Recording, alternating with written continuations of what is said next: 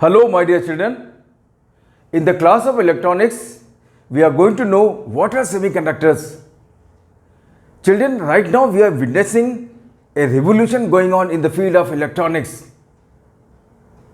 You purchase a mobile, you purchase a laptop, you purchase any electronic gadgets these days. After 6 months or say after a year, that gadgets becomes outdated. It becomes obsolete. Why? Because there is new technology coming up. So we are fortunate to be the part of the revolution going on in electronics. And semiconductor is the base material of electronics. So let's know A to Z of electronics. Well, what are semiconductors? Semiconductors are the elements of group 4 of modern periodic table. We have already seen in the last class when we studied band theory of solids, there were 3 different groups of solids: insulator, semiconductors and metals. So we are going to discuss in detail what exactly are the semiconductors. Well children, semiconductors are the elements of group 4 of modern periodic table. These elements are what? Carbon, silicon, germanium, tin and lead. These semiconductors are pure semiconductors and they are also called as intrinsic. Intrinsic or pure means the same. These are pure semiconductors or intrinsic semiconductors. Children, as these semiconductors belongs to 4th group, therefore all these elements of group 4 are what? Tetravalent. Tetravalent. Well, what is tetravalent atom? An atom is said to be tetravalent when there are 4 valence electrons. When an atom has 4 electrons in its outermost shell, valence shell, it is said to be tetravalent. A number of electrons in the outermost shell, valence shell, is same as the group to which an atom belongs to, group of the modern periodic table. Well, these elements belong to group 4, so there are 4 valence shell electrons in every atom. Therefore, all these atoms are what? Tetravalent. And the geometry they lie in is tetrahedral geometry. What is tetrahedral geometry? Well, tetrahedral geometry is what? Let us imagine we have 4 equilateral triangle. 4 equilateral triangle. This is one equilateral triangle and 3 other equilateral triangles are placed over all 3 sides such that we have a common vertex right here in the space. So this 3D figure, an equilateral triangle and the 3 equilateral triangles are placed all along its sides such that all 3 equilateral triangles have one common vertex in the space. So this way we get out 1, 2, 3, 4. We get a 4-headed figure. This 4-headed 3D figure is called as regular tetrahedron. And at the center of this regular tetrahedron, this is an equilateral triangle. This is one of the triangle placed over one of its sides. This is other triangle and this one is the third triangle. This is triangle number 1, this is triangle number 2 and this is third triangle. So this way this 4-headed figure is called as regular tetrahedron. Right at the center of this regular tetrahedron we have a tetravalent atom, say silicon. And over the 4 different heads we have 4 neighboring silicon atoms. So an atom is surrounded by 4 different neighbors over 4 different heads of a regular tetrahedron. And the bond angle is 109 degree. That you know, you have already studied all these things in chemistry. So what is there? An atom is surrounded by 4 different atoms over 4 different heads of a regular tetrahedron, and those surrounding a particular atom, they are in turn surrounded by 4 different atoms over the 4 different heads of regular tetrahedron, and this arrangement is repeated throughout. Children, at times it is difficult to understand this tetrahedral geometry. So there is a simpler version of it. That simpler version is called as Mach diagram. As you have come to know that an atom, a tetravalent atom is surrounded by 4 different atoms over 4 different heads of regular tetrahedron. The same diagram is made here, which is called Mach diagram. And in this Mach diagram, this is say a silicon atom. This silicon atom is surrounded by 4 different neighbors over 4 different heads of regular tetrahedron. So we do not make a regular tetrahedron. In fact, we make what? A mat-like diagram here. You can see in this diagram, a silicon atom is surrounded by 4 different atoms. And those surrounding the atoms, they are in turn surrounded by 4 different silicon atoms. This is Mach diagram. And it is easy to understand from this Mach diagram. We have already come to know that there are 4 valence shell electrons. Every atom has 4 electrons in its valence shell. So what happens? Every electron has 4 valence shell electrons. So what happens? Every electron shares one of its electron with 4 different neighbors. This atom shares one of its electron with this neighbor. The same atom shares its second electron with what? This electron, this silicon atom. This third electron is shared with third atom. And this electron is shared with this fourth atom. So every atom shares all four of its electrons with 4 different atoms through 4 different single covalent bonds. So an atom is connected with 4 different atoms through 4 different single covalent bonds. And you can see, every atom has tetrahedral geometry. Every atom lies in tetrahedral geometry. This is tetrahedral geometry. And every electron shares 4 of its electrons with 4 different neighbors through 4 different single covalent bonds. So this way, none of these electrons are free. None of the electrons are free. Therefore, what is this semiconductor? This semiconductor is going to be what? It's going to behave like an insulator. There is a very special phenomenon which goes throughout. At every temperature, this phenomenon takes place. And this phenomenon is called as bond cleavage. But this phenomenon is very, very rare. So what is this bond cleavage? What happens? At times, an electron comes out of its single covalent bond on account of energy it absorbs from surrounding.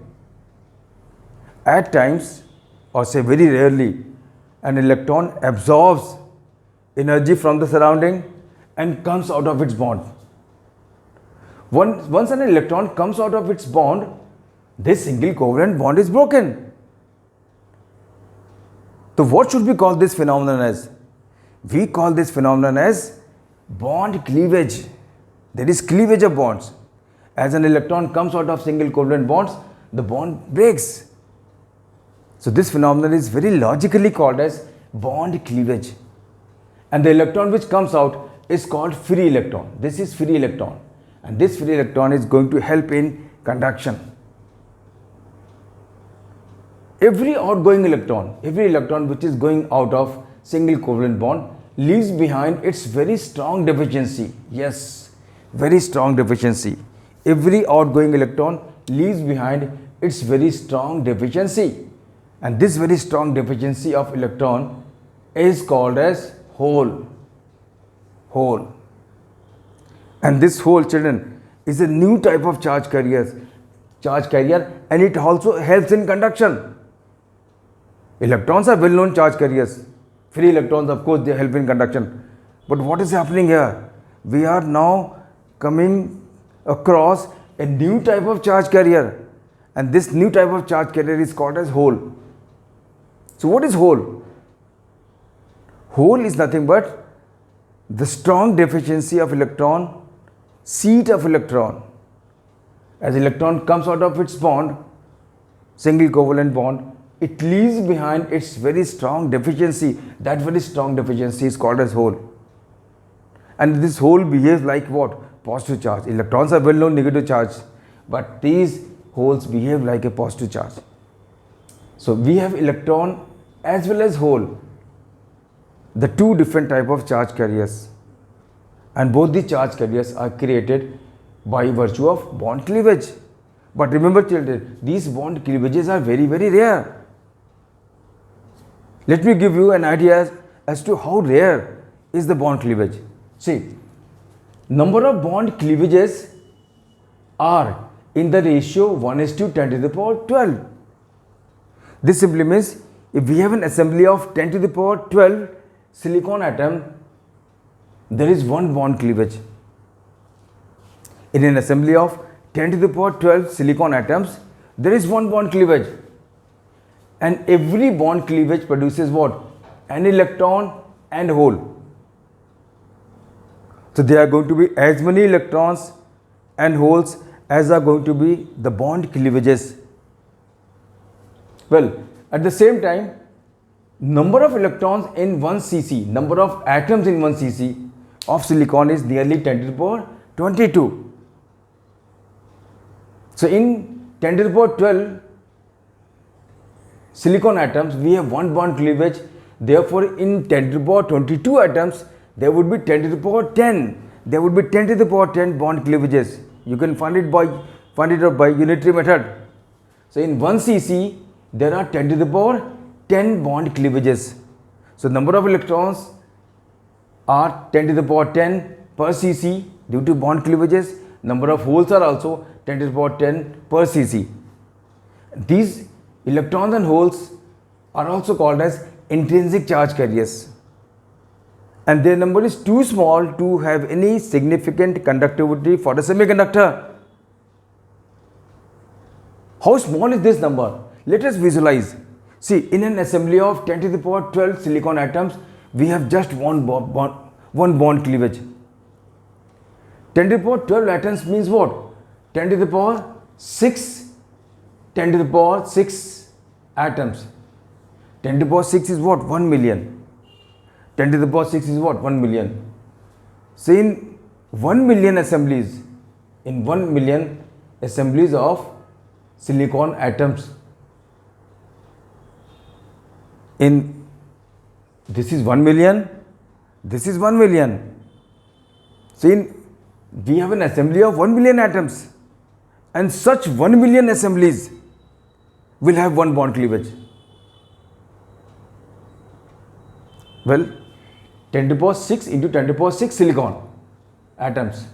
That simply means this is 10 to the power 6. This is an assembly where there are 1 million silicon atoms. And there are 1 million such assemblies.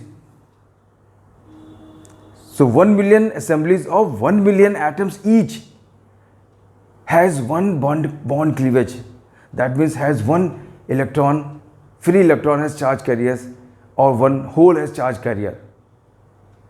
So this number of charge carrier which is created because the bond cleavage is too small, insignificant, and it does not produces any conductivity for semiconductor. And remember, this bond cleavage takes place always at all temperature it takes place. But the number of electrons and holes, the charge carriers which are created, is too small to have any significant value of conductivity for pure semiconductors. Well, this number of charge carriers, Ne and NH, if we multiply them, what do we get? We get it as what? The product of the square of either of the two. Or you can say Ne into NH is equal to Ni square. This is also called as law of mass action. And these electron and holes which are created are very small and they do not impart any conductivity to semiconductor. Therefore, they are also called as minority charge carriers. So children, we have come to know that in semiconductors, there are two types of charge carriers. One of them is electron, other is what? Hole. We already know, we have studied this in electricity. In current electricity, we have studied conductivity. Conductivity of a conductor is Ne mu. What is this N? N is electron density, charge carrier density, that is number of charge carriers per unit volume. say number of electrons per unit volume, electron density. This E is elementary charge and mu is the mobility of electron. And since in semiconductors we have two different type of charge carriers, therefore conductivity is sum total of the conductivity by hole and conductivity by electrons. So what is conductivity by hole? Conductivity by hole would be what? NH E mu H. NH is hole density, number of holes per unit volume. E is elementary charge, mu H is mobility of hole. And for conductivity due to electrons, the expression is Ne mu E. N is electron density, that is number of electrons per unit volume. E is elementary charge and mu E is mobility of electrons. Children, the value of conductivity because of electron and hole in semiconductor is very, very small. The reason is straightforward. The number of charge carriers, electron and holes, are too small to have any significant conductivity. We have been knowing about these semiconductors for ages. We have been knowing them, but they were of no use to us until we discovered a new technique, and that new technique is called as doping. So what is doping? Yeah, until we came to know about doping, these semiconductors we knew, but they were of no use to us. So what is this doping? Doping is mixing of impurities. Doping is mixing of impurities of group 3 atoms or group 5 atoms. Doping is mixing of impurities of group 3 atoms or group 5 atoms of comparable sizes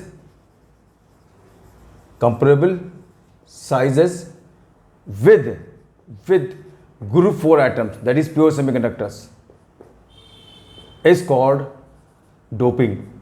The doping is a technique, and by virtue of doping, a new class of semiconductor is created, and that new class of semiconductor is called as impure semiconductor or extrinsic semiconductor, and this extrinsic semiconductor is base material for electronics.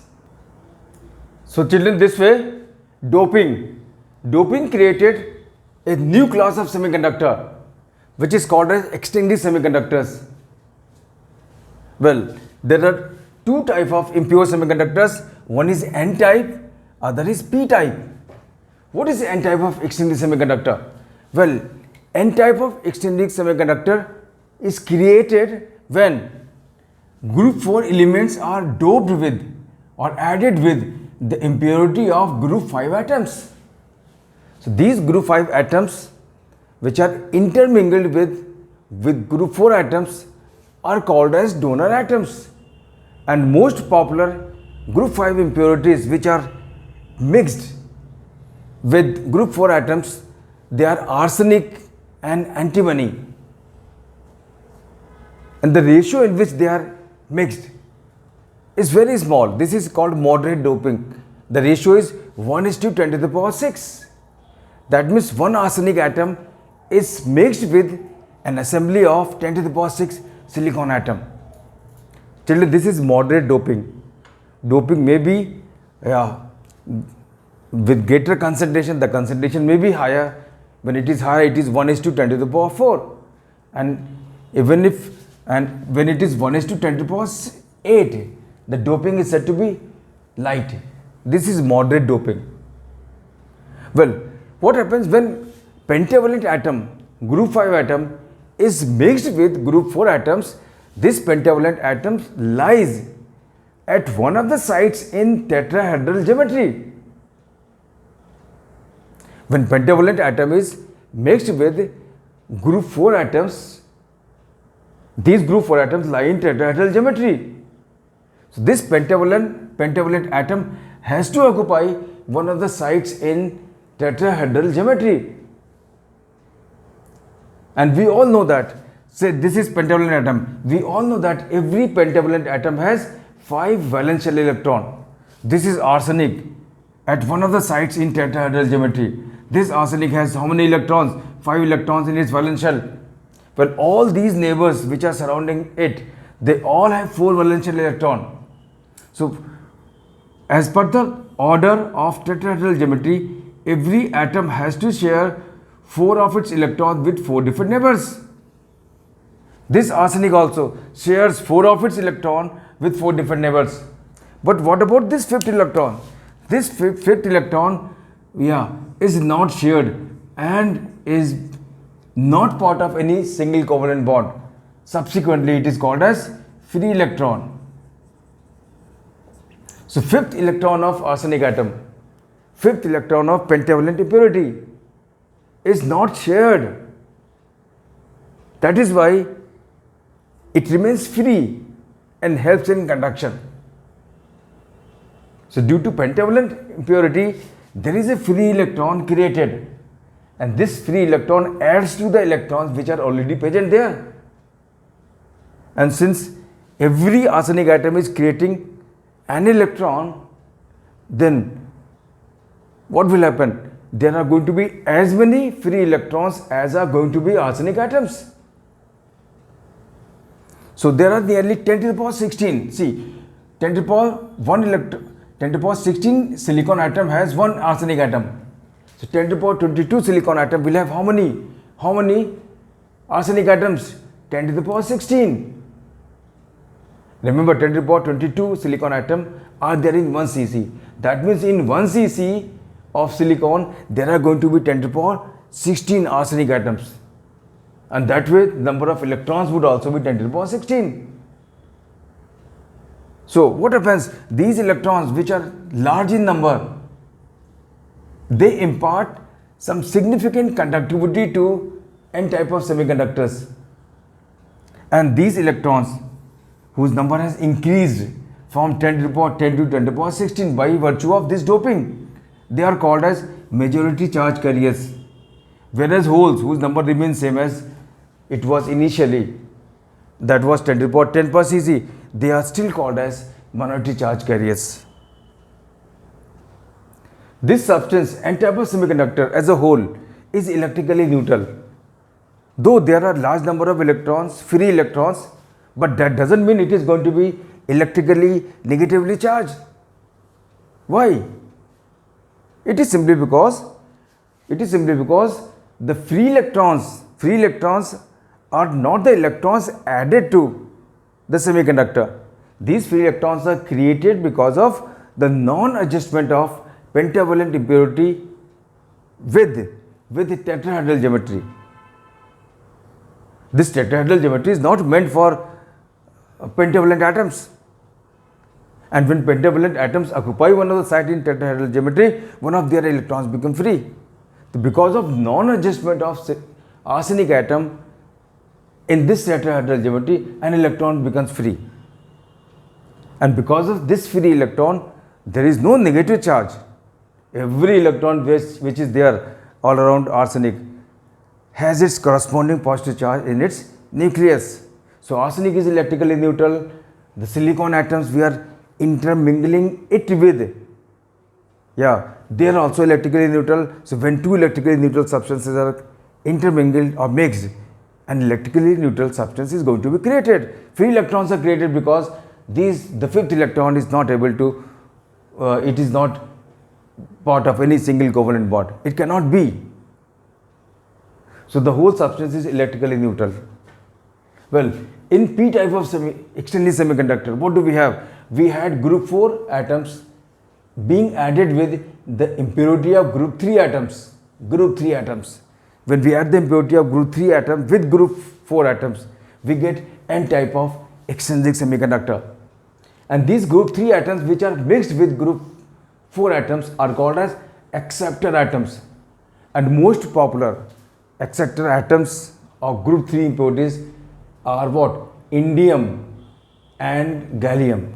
So gallium and indium are two very popular group 3 impurities which are mixed with group 4 atoms. Well, group 3 atoms, as we mix with them, as we mix these atoms with group 4 atoms, what happens? This indium is going to occupy one of the sites in tetrahedral geometry. Since indium is trivalent, it belongs to group 3, it is trivalent, so it has only 3 electrons in its valence shell. And what is law in tetrahedral geometry? In tetrahedral geometry, every atom shares one of its electrons with 4 different neighbors. This atom asks for an electron, yes. So 3 electrons are shared, but when this atom asks for an electron, indium doesn't have one. So what is this? This here is a very strong deficiency of electron. This deficiency of electron is very strong. Why? Because this is tetrahedral geometry, where the order is what? The order is every atom has to share 4 of its electrons with 4 different neighbors. But this is a peculiar atom here which has only 3 electrons. It has no 4th electron to contribute for single covalent bond. So this is very strong deficiency of electron, and this strong deficiency of electron is called as hole.